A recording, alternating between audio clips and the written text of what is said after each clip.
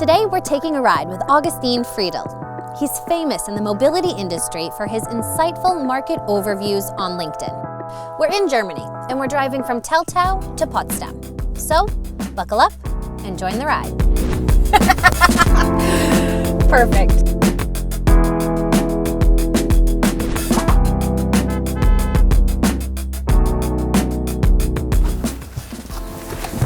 Okay.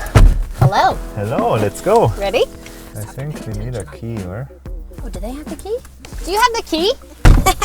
Great day for a drive. Shall we get started? Let's hit the road. Hit the road. You have almost 25,000 followers and your posts are getting hundreds of comments, almost thousands of likes. How did you go about building this community? So I think the most important thing is my personal passion for this topic, creating authentic posts and content. And then I see, okay, what works, so where do I get good feedback on from the community, a lot of engagement and comments, and then I try to build on that. So it's a mix of like learning from what I share, and then like the key part is then my passion for this topic. Who do you think will emerge as the car subscription winner? There's room for like different types of players. Of course, we have seen some startups that are very strong, but there we also see a lot of consolidation at the moment. So I think they need to prove that they have like the right approach and the right business case. The rental companies, they also, some of them are like very active in the space already. I think they also need to prove the case there.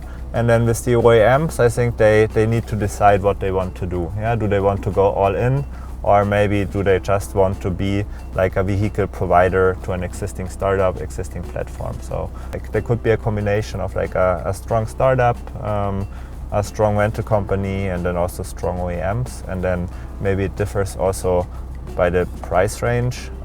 Maybe in the volume segment it's more than like a startup. Maybe in the premium segment it's then like the OEMs, like the premium OEMs that we have here in Europe. So I think there's like room for all. Do you know how we get to Dutch quarter? Yeah, Dutch nope, quarter. I can type it in though. I also want to ask you, if you were to start your own mobility concept right now, what would it be? Yeah. Have you thought about that one? Yeah, would be in the subscription space, definitely. Really? Yeah. You're gonna see a Augustin car subscription service soon. Yeah, let's see, maybe. Okay, the Dutch quarter is a 6-minute drive from here. You have worked with OEMs and mobility companies all around the world. Which area of the planet do you think is most leading in terms of mobility and innovation?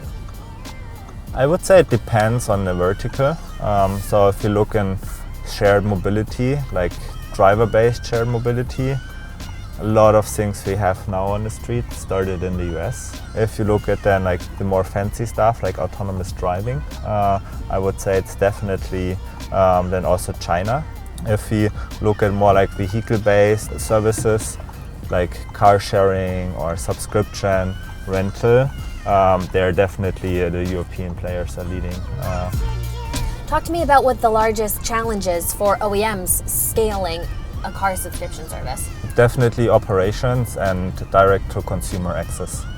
Now, what are some of your predictions for the mobility space going forward? Mobility is like very local, so I think this is something that we will see more, and also like the big players that were trying to roll out like a one-fits-all solution to more markets. They will see, okay, let's kind of tailor it with like the local flavor again, and then also like the flexibility aspect will improve. Yeah, like is it like shared per day, per minute, or subscriptions? I think there's a lot of room for innovation and potential. And then eventually we will end up at autonomous driving. That's definitely like the area where everyone is working to. So this is incredibly beautiful, by the way. Yeah, is this the garden we're going to? I think it's now Sanssouci, so let's see where we can park. Wow. It's so pretty. Which factors are contributing to the overall shift in the automotive industry?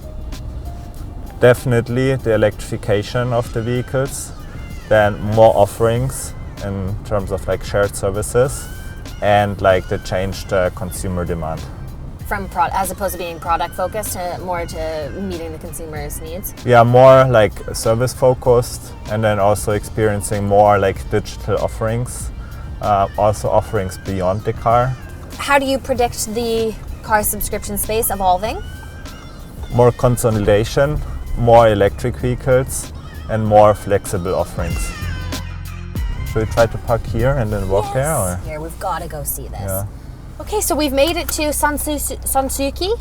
So we are now in Potsdam, where we have all like the nice places like Schloss Sanssouci and Neues Palais. Beautiful. Let's take a stroll.